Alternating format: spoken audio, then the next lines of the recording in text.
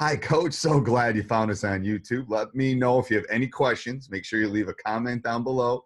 Make sure you subscribe. Those are big ones for us. If you're looking for more depth in your coaching, if you're looking for a community, if you're looking for resources, if you're looking how to run a 1-3-1 zone, make sure you check out teachhoops.com. It'll be one of these corners up here will be a link or down below. It's a 14-day free trial. Go check it out. I don't think you'll be disappointed, and enjoy the video. Please forgive me. Oh, no worries.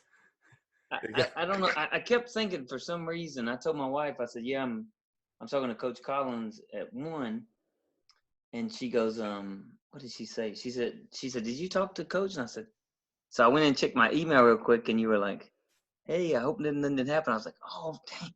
That's all right. Man, It got me out of school, actually, so it was a good thing. you got school hit today on Saturday? Oh, yeah. Yeah. I was there doing some work. I opened the gym up for my volleyball guys. Yeah, it's so hold on. I'm gonna move my camera. Can you see outside that window? No, Yes. there's too big a reflection. Oh, wait. Let's see if I can get it right here. Here, I'm gonna move it.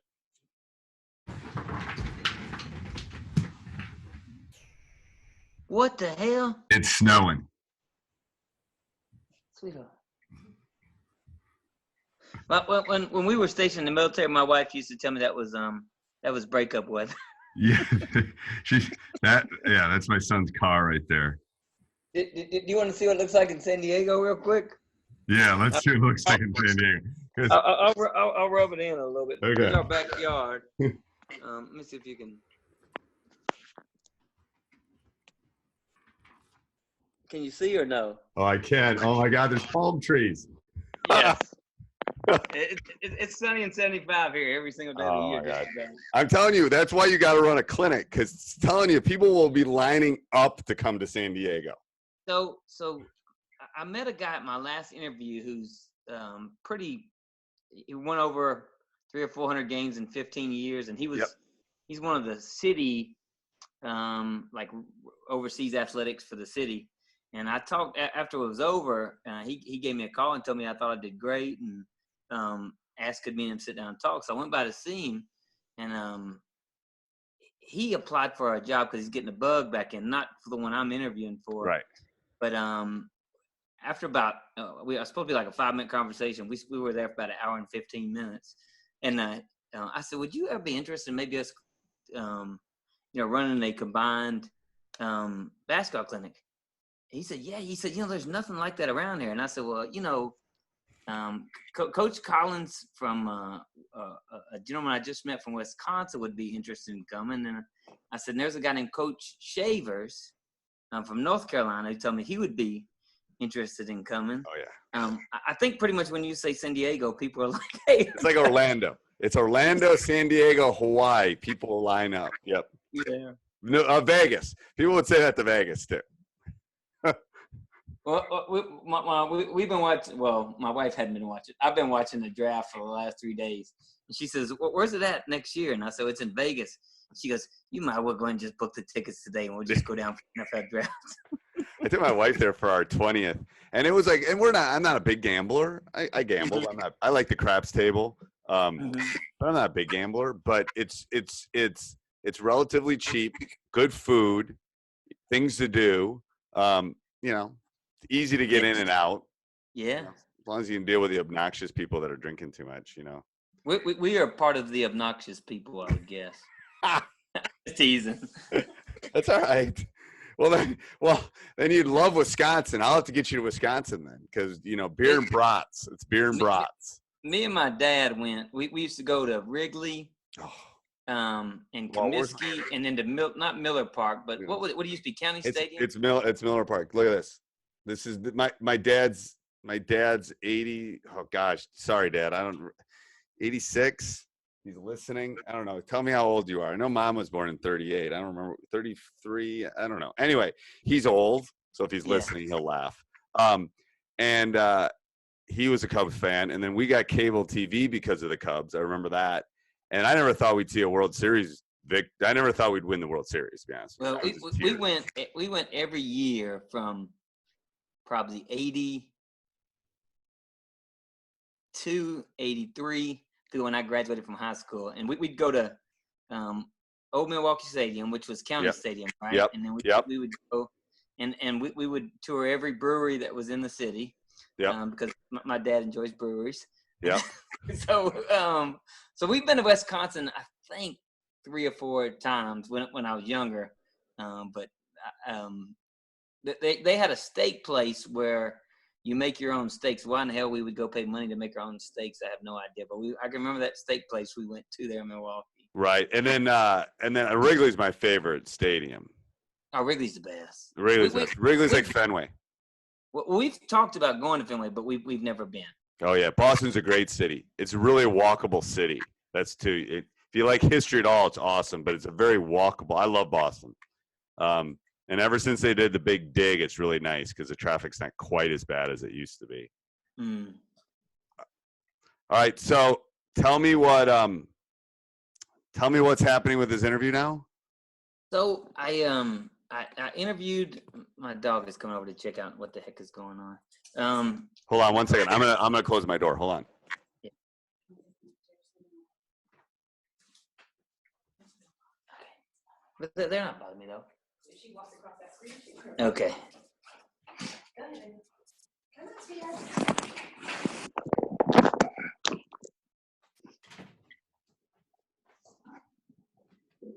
All right. Sorry about that. I want to close the door. So right. I did my interview. I laid out everything.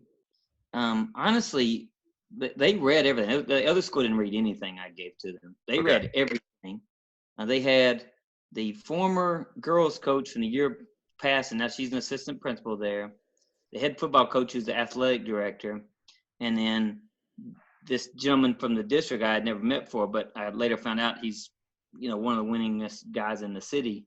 Right. Over 20 years or so. So they had already read a lot of my stuff, and I did a lot of background on Coach Arciega, the football coach. So I thought I did a pretty good interview, but then when the guy called me just to say, hey, could we meet? He said, I told my wife that I could have a beer with that guy right there and talk basketball all day long with him. But he doesn't work at the school. Right. But and then the vice principal called me Friday and said, hey, we'd like you to run a practice. So I kind of got some clarification on, kind of what were they looking at? What do they want me to do? And then she said to me, she said, Scott, I'm your biggest fan. So whatever you put together, I think will be good. So the high school, so my backyard is right there. If I was outside of my front porch and put the camera, you'd see the gym to the high school. Oh God, that's good for you. Okay, so is there other people running practices, or are you the only one running a practice? It's 3 of us. Okay, and they're at different times. Principal, she said, I put you first. So you've got the best in it, and they'll be most ready. I didn't really know what to gather from. And then the other gentleman, that it was a basketball coach. I don't know if he should have shared this one, but he said, for me, it was over. He said, Coach Arciega is a football coach. And he said, when he asked you, how did you see Monday practice? He said, I think from a football coach perspective, he doesn't understand kind of how basketball practices are, it kind of builds. So right. He didn't, so that's why they asked you to come in and run a practice. So, okay. But all 3 of us. I mean, I think it's a unique thing. I don't think it's necessarily a bad thing. I mean, I just haven't heard of it much that you had to come in and run practice. Kind of crazy, isn't it?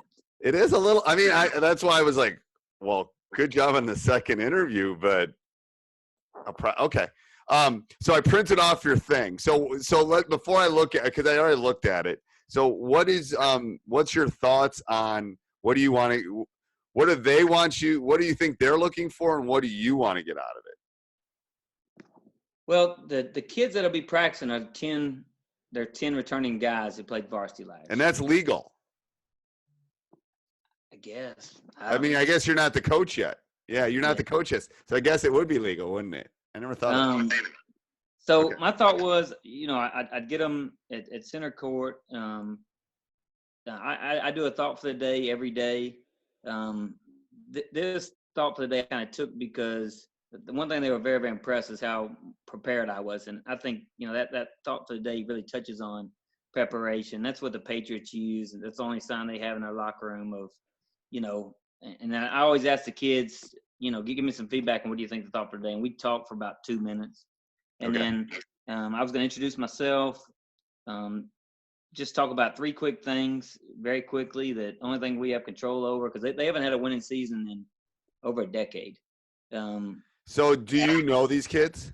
No, never met any of them. Well, Okay. I don't think I could have, because I live in the same little small town that they live in. All right. So I know you're limited because you only have, 45 minutes? Yes. But one thing that's in my favor is I've been running practice for just 1 hour for the last 2 Right. years, because the only way you could get the freshman team in the gym instead of going at 7 or 8 o'clock at night was run practice from 6 a.m. To 7:10.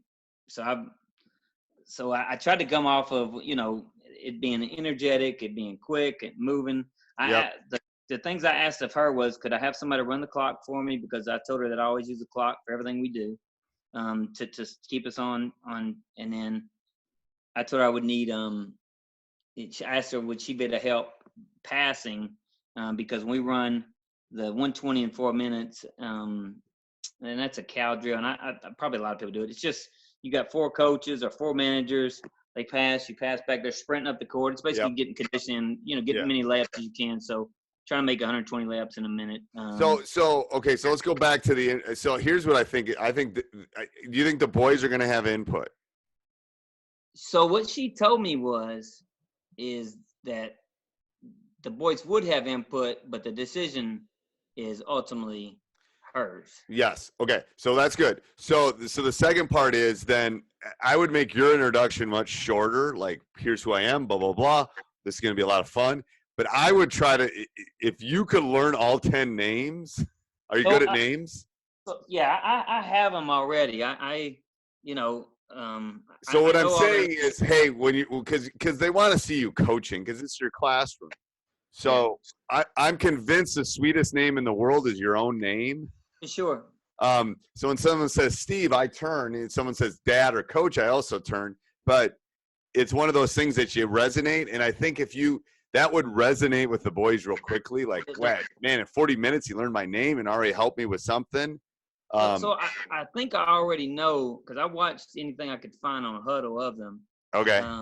That the returning point guard, I asked would they be wearing practice jerseys, because I knew for sure I would know that, because I know all their numbers. Right. But she said, no, I don't think we'll have them in practice jerseys. But, I did memorize all the kids that I saw on videos names. So I know that Dylan Wolf is their returning point guard, and Pete Flores is their returning 2, and Gabe Siaza is their returning 4, and then they had a kid who came off the bench.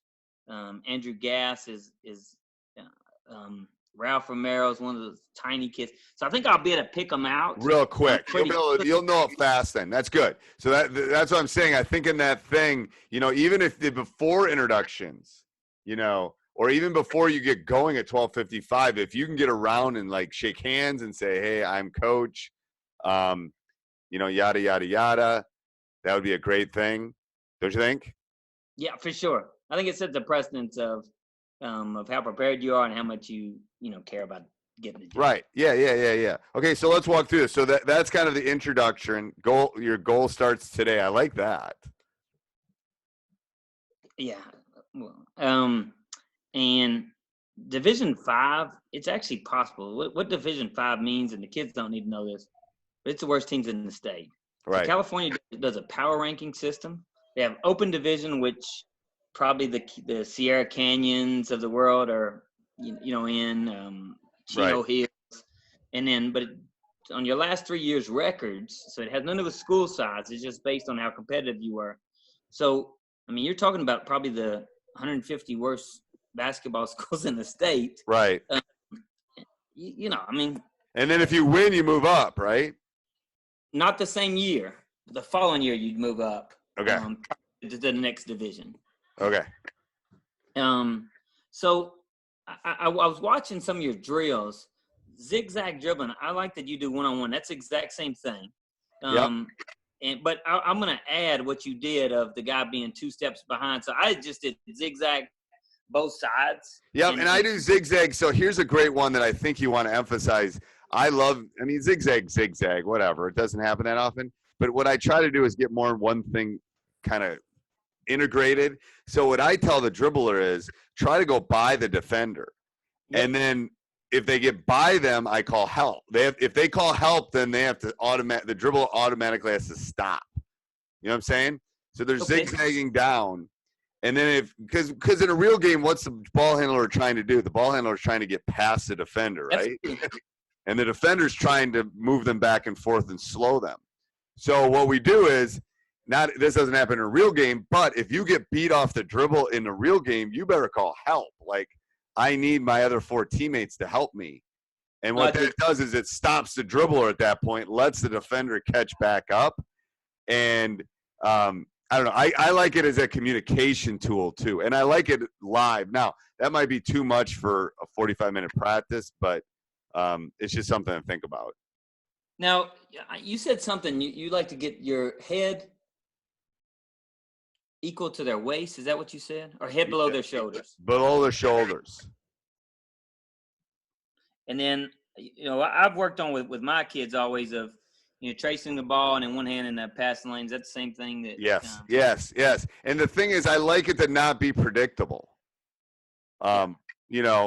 Because the good shooters, if I put my hand straight out, they'll just they're so good at getting the ball around it, they'll just shoot over me. So I gotta everything's got to be different. So I'm trying to keep the dribbler trying to keep me off balance. I want to try to keep him off balance too.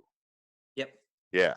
And then it's one thing I did, and we got a lot better was when I first started, and I've just come to the military, you go and you say, hey, 2-man shooting, both of you guys start shooting, but they're not getting anything done. So I required them to make a V cut. The defender makes the pass. The defender closes out, high hands, short, choppy steps, and then the shooter has to go triple threat position. He either rips through left, rips through right, one dribble, shooting, and then the defender, calls shot and then boxes out and then goes and get the rebound. And I was going to have them do that 2.5 minutes a piece and then rotate. You're working on,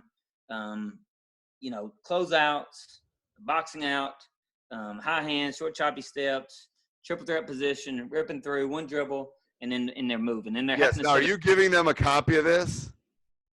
I'll give a copy not to the players, but to the to the athletic director and right. So what I loved what you just said. That's perfect. That's how I think about drills. What I would try to do is, on a side note, let them know what you're. I mean, it's kind of like student teaching. It's like, these are what I'm trying to teach, because you want them to see that you're not just doing 2-man shooting. You're doing 2-man shooting. You're doing defense. You're doing closeout. You're doing communication. You're doing rebounding. Yeah. So that 5 minutes, you did 6 key components to being a good basketball team, kind of thing. You know what I'm saying? Yes. Okay. And then I was going to go from there to the 120 in 4 minutes. I think it just gets your heart rate going. Well, they want to do some fun full court stuff too. Yeah. Yeah. I always give them water no matter what after we do that, regardless. Yep. And then, and I'm going to take out the suicide for loser because honestly, it's not something I do too often. But I try to make everything competitive. No, here's what I do. Here's what you can do too. It doesn't. I do something if they lose. So make them do 3 burpees and then just laugh about it or something. Or 2 arm. Everybody try a 1-arm push-up. And half of them. It's not really strength, it's balance, doing 1-arm push-ups, but something fun. You can joke with them a little bit. All right, you guys didn't make it. We're not going to run, but blah, blah, blah. Yeah. And you can kind of make light of it. Because I don't really, for me, it's more here than it is, hopefully I'm doing enough in practice to make them tired. I don't really need to punish them. But I need to know that this was not good. We want to try to make that 120. So I would do something. I would definitely not do a suicide. Yeah. So defensive shell drill, and then them just talking through weak side helps so that the two athletic directors understand what my philosophies are defensively. Yep, I think this is a good time. You just did full court. You just gave them a water break. You're going to say, hey, now we're this is kind of like our halftime. We got to refocus now. And it lets them kind of regather themselves because you're going to be talking more, I'm guessing. Yes. Yeah, and then, that's good, I think. I was going to do that just to go through the shell drill. Once they kind of understand, my thoughts on being one pass away and being two passes away where I'd like them to be at. Then I was going to go in numbered rebounding where two guys would be on defense in the shell, and then I'd have three people offensively. I take the shot and I say 1 and 3. The two defenders got to go find wherever those offensive rebounds would come from, put a body on them, box out, and the same thing playing the game to 5. Yep. Defense gets 1 point, offense gets 2 points. Rebound. And I was going to use both ends of the court, so I'm using all the kids. Yep. At the exact same time. Yep, that's perfect. And then this was just a big thing that I used was and I think it's just them kind of getting across of what I want to be like as a coach of attack. So implementing the Izzo break is very, very simple. I mean, all it is the fly right, fly left. The point guard is going, elbow. to the sideline, but facing the sideline where you can see, catch the inbound pass, and the 4 and the 5. Either one gets it out first is passing it in. The other kid's a trailer. That's just going through that. Yep. And then and is the Izzo break no dribbles? Because I'm a big believer in that, but it's like when we work on this kind of stuff, it's like the point guard should get it most one dribble and the ball's out of his hand. The ball's got to be going up like fast. Yeah. Have you ever watched? I mean, they fly. I mean, made basket. I mean, they are flying. And I'm not a Big Ten guy, but I think he does a better job. Maybe Roy Williams may do just as good a job there. But I mean, they fly down the court. Fly, and the guards aren't like doing 18 dribbles. Yeah. No. I mean, when Denzel Valentine was there, he'd get it, and I mean, it's up the court. Before they even turn around. Okay. And then I ran mostly 1-2-1-1. I called it gold because our colors are green and gold there. So I changed the name to it, what I would call it. And just going over what 1-2-1-1 press is. And then the last 6 minutes, I was just going to do application. So putting them 5-on-5 before we start, saying, hey, both teams are running 1-2-1-1 press. I want y'all running made basket. I want us getting the ball out immediately, hitting the point guard sideline, and just have some fun with them. Right, and I think you want to end it like you want to save the best present on Christmas morning for the end. They want to play. I mean, they're coming, but they really want to they just run. I mean, they're kids. They want to play the game. And then she told me they were going to do some at the very end, the last 3 or 4 minutes. They were going to do some late game situations with me. Okay. So, I mean, I'm comfortable. Whatever. She didn't tell me exactly what, but. I mean, down 2, blah, blah, blah. So just have some stuff in your, we're going to do this. We're going to do this. Yeah. Okay. That sounds really, I mean, I think this is great. I mean, the only thing if you're handing this to her is that kind of put what you're trying to teach, just to make sure that you're kind of pointing to them that I've gone through every basic skill that you need as a basketball player in your 45 minutes. Now, you may not do that every day, but. And then what you and me is I'll pick one of the kids at the end of practice. They'll have to find somebody out of the 10 that did something, above and beyond, hustling, so that they'll find one of the 10 and say, hey, I thought that Schmuckatelli, diving for that loose ball was great. And then they have to turn it to the group. What did we do that we thought was fantastic? And then the last thing is, what do I do? And it's the point of getting across that I'm always last, whoever I am. Right. The team comes first.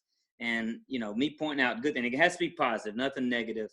It's just what I've used for the last. So say that again. So they have to say something positive about one of their teammates. Yeah. So in center court, before we leave practice and before we, break down, it's you, we, and then me. But I'm always last. And I'll just pick a different player. Okay. So the kid will go, Johnny did this really well. we did this really well. I think I did this really well. Yes, and after everyone, after a while when they start doing it, I mean, whenever they do get pointed out, you can see how excited they get that they got pointed out, and then everybody claps it up for them. Yeah, right. That's exactly. Okay. Yeah. Just trying to end on a positive note, no matter how bad practice was. Yeah. Or, sometimes it's like you don't want to say anything positive. I get it. Sure. And when are you doing this? Monday at 1:00.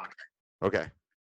So, but one cool thing, the guy that interviewed me, he said, "Hey, if you're he said, I think you got the job, but if you don't get it, man, I'd love to have you as my JV coach over at I'm telling you, it's like any job. It's about networking, man. Yeah. I'm telling you.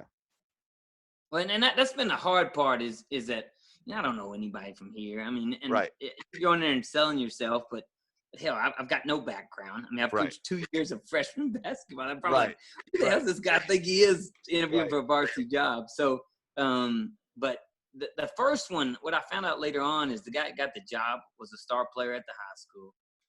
He's Somali background. That's a huge Somali community. Right. And he's also been the JV coach at the best program in the city for the last 10 years. So I don't think get it. I mean, the thing is, I don't think I had a chance. Here's what's going to happen. You're going to get the job, and then the work starts. Yeah. So, assistant coach wise, man, I'm going to do my best to find. I'm going to go see Coach Dutcher at San Diego State, or somebody, maybe one of his assistants or something, to find if there's any managers. And I'm going to go to the University of San Diego and see if I can find. I'm telling you, man, there's two important days to building a program that's successful.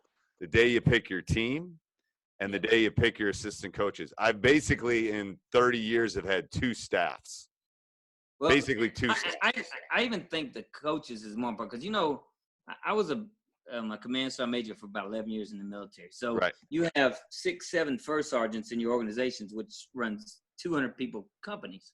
Right. And the choice of whoever those first sergeants were, that when you're not around and they're preaching the same, messages you're preaching and have the same character and right. I mean, I talk 20% of practice, maybe 30. I used to talk 90.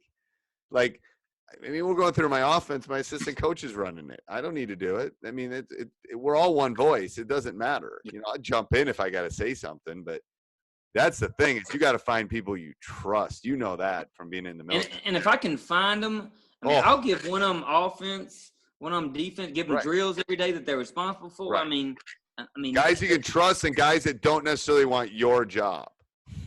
They want a job maybe, but they don't want your job. Yeah. True. Yeah.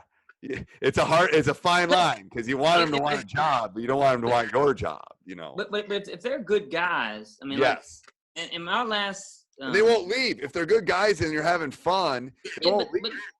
But if they're good guys, I'll find them a head coach job because I'm gonna end up with a good reputation no matter what. So I'll especially if we get better, I'll find them, especially if they're good. I mean, and then as you do this longer, you'll find more people too. You'll go, ooh, you put it in. It's like the college guys. You put it in the back of your head like, ooh, we could hire that guy someday. Ooh, we could hire that guy someday. Yeah. Well, I know it's ridiculous, but when I used to coach, if the other team was well coached, I'd write down their coach's name of the freshman teams. And so I've got a few in my head that I'm going to just say, hey, you mind us getting together and getting some coffee and, just kind of seeing if there's a guy that was a former head coach for about 25 years.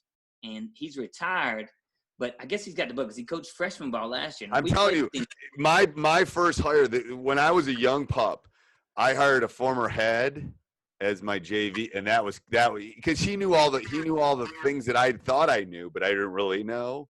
Yeah, you can get somebody that's been a head before to be one of your assistants. That's just kind of like, it'd be like me in 10 years when I give this up and then I get the bug back. I don't really want to be a head coach. This guy's 62, but he lives a long ways away. But he was willing to drive 45 minutes, right? For that job last year. So, I mean, and I told them that the salary here, because the salary doesn't matter. I get my military check, I get my disability check. Right. I get my, and we're fine. Right. So right. I would do it for $0. So Right. Don't so tell them that. Though. Don't tell them that. No, it's a specific stipend that no matter what. Right. But I think I can break it up to where I can get better quality coaches because I can pay them a little more. Well, and that's the thing is once you get the job, we can talk about that too. You can run some summer camps. You can do. There's other ways to run money to help your assistants. Like I pay my assistants an obnoxious amount for summer for not doing for our camp because that's one way I can give them money back. You know, here you go. Thanks for doing everything you do during the season. So there's other ways to do that once we get to that point. All right.